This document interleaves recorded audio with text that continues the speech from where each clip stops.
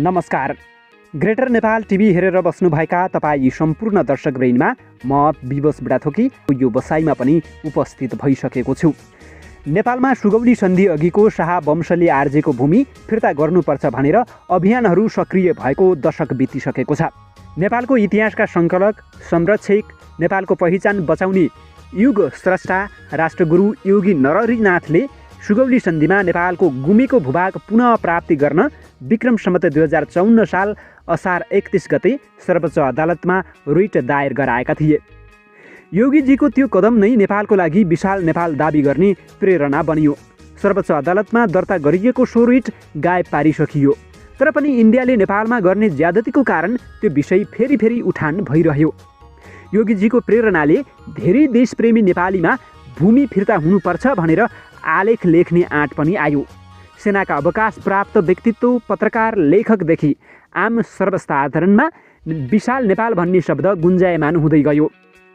विक्रम सम्वत 2066 श्रावण 31 फणिन्द्र नेपाल सहितका देशप्रेमी नेपालीले इन्डियन दूतावास अघि विशाल नेपाल फिर्ता हुनुपर्ने आवाजसहित धरना पनि दिए। हालसम्म ग्रेटर नेपाल भन्ने अभियान फणिन्द्र नेपालको समूहले निरन्तरता दिँदै आएको छ भने हजारौँ देशप्रेमी नेपाली यसको समर्थनमा रहेका छन्।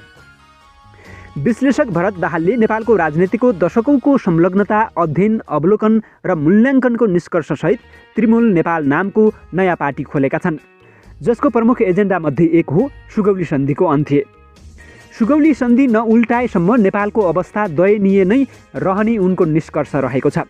यसरी हेर्दा राष्ट्रगुरु योगी नरहरिनाथले दिएको झिल्को पत्रिका लेख हुँदै अभियानदेखि देशको मूल राजनीतिको एजेन्डा बन्न थालेको छ। यसले योगीजीको सपना पुरा हुने सङ्केत पनि दिन्छ। तर इन्डियाले यो मुद्दामा विचलन ल्याउन अर्को च्याखे सुरु गरेको छ र यसलाई पश्चिमाको पनि समर्थन हुन सक्ने केही मननयोग्य चित्रणसहित आजको कार्यक्रममा हामी प्रस्तुत भएका छौँ। अहिले पश्चिमा शक्ति र भारत मिलेर ग्रेटर कुमाऊँको अभियान पनि सुरु गरेका छन् र जसले तिब्बत र नेपालको भूभागलाई पनि ग्रेटर कुमाऊँमा समावेश गरेको छ। आज यसबारेमा पनि हामी चर्चा गर्दैछौँ। कसैलाई सुन्दा हास्यास्पद लाग्ला, कसैलाई वाहियात पनि लाग्न सक्छ। उनीहरूको लागि यो विषय केही पनि होइन, आराम गर्दा हुन्छ। तर जसलाई पुर्खाको वीरगाथा र गोर्खालीको गौरवशाली इतिहास थाहा छ, उसलाई यो कुराले आक्रोशित पनि तुल्याउन सक्छ। हालको उत्तराखण्डको कुमाऊँमा रहेका चन्द परिवारले आफूलाई ग्रेटर कुमाऊँको राजा बताउँदै अभियान चलाएका छन्। आफूलाई कुमाऊँका राजा बताउने महेन्द्र चन्द ग्रेटर कुमाऊँमा हालको नेपाल, तिब्बत र इन्डियाको केही भूभाग राखेर त्यो भूमिमा आफ्नो हक अधिकार कायम गर्ने कुरा उठाउँदै आएका छन्। उनले आफ्नो पृथक झन्डा एवं आफ्नो राज्यको नक्सा समेत जारी गरेका छन्। उत्तराखण्डको पिथौरागढमा आफ्नो राजकाज वा राजधानी बताउने चन्दले नेपाल कब्जा गर्ने कुरा उठाउँदै आएका छन्। नेपाल टुक्राउने उद्देश्यसहित खेल्दै आएका पश्चिमाले यस्ता स्वाटहरूलाई प्रयोग गर्ने सम्भावना पनि देखिन्छ। नेपालमा मस्ट भनेर नयाँ धर्म बनाउने प्रपञ्चबारे त सबैलाई थाहा नै छ। हामीले पनि यसबारे युट्युबमा राष्ट्रवादी बन्ने डाक्टर सुरेन्द्र केसी, मदन पुरस्कार भिराइएका चन्द्र बानियाले गर्दै गरेको चलखेल उजागर गरेका थियौँ। आजको बसाइमा यो प्रसङ्ग कसरी जोडिन्छ भने नेपालमा जुन ध्वजालाई मस्टको धार्मिक झन्डा भनेर धर्म फुटाउ अभियान चलेको छ, त्यसैलाई नै इन्डियन नागरिक महेन्द्र चन्दले आफ्नो ब्यानर बनाएका छन्।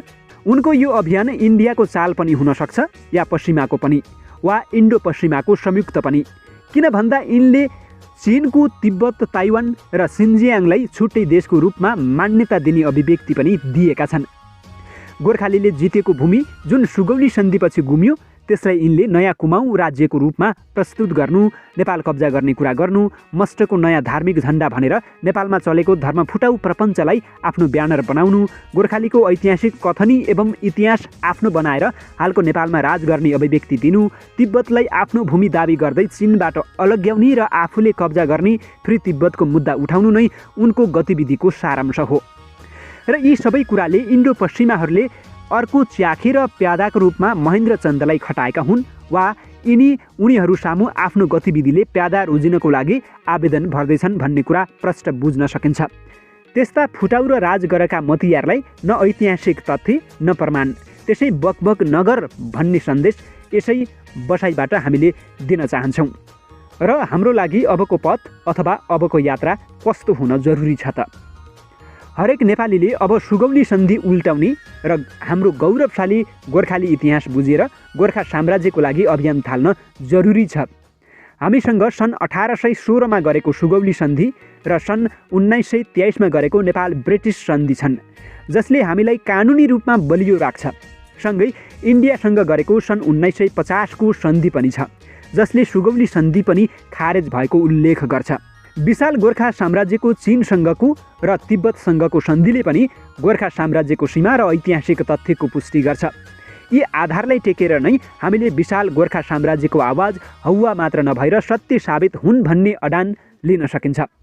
तर इन्डियाबाट पालित पोषित र इन्डियाबाटै आश्रित वा अर्धचेत भएका मनुवाहरूले हामीलाई मूल मुद्दामा एकजुट हुन नदिने खेल खेल्दैछन्। हाम्रो देशलाई कमजोर बनाउने फुटाउने मुद्दा चौतर्फी उठाइएको छ।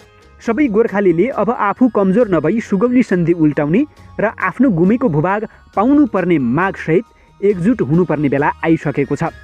कुन अभियान कुन पार्टीले यस मुद्दा बोकेका छन्, ती सबै एकजुट भएर सङ्गठित हुन जरुरी छ र सबैले त्यस्ता अभियान पार्टीमा सङ्गठित भएर आफ्नो गौरवशाली इतिहास पुनः जोगाउन हातेमालो गर्न जरुरी छ।